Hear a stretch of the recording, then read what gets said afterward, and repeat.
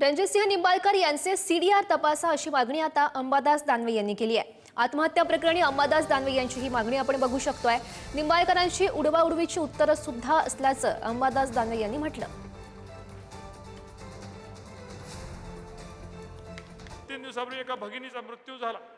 मृत्यूचं कारण हातामध्ये लिहून ठेवलं, पण माझ्या बाबतीत या ठिकाणी राज्यामध्ये आपण येणार आहात, आपण येऊ नये म्हणून गलिच्छ असं राजकारण झालं।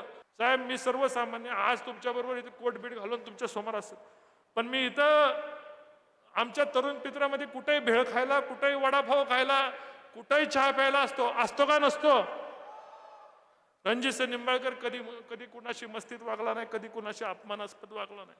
असे किती प्रसंग येऊन द्या आणि कुणी किती शिंतोडे टाकून द्या, जोपर्यंत मन साफ आहे, आत्मा साफ आहे, तोपर्यंत साहेब कुणाला घाबरणार नाही। मी त्या मुलीनं लिहिलेल्या ओळीच्या नंबर सहित मी ट्विट केलेलं आहे, कितव्या नंबरच्या ओळीत यांच्याविषयी काय काय बोललेले आहे।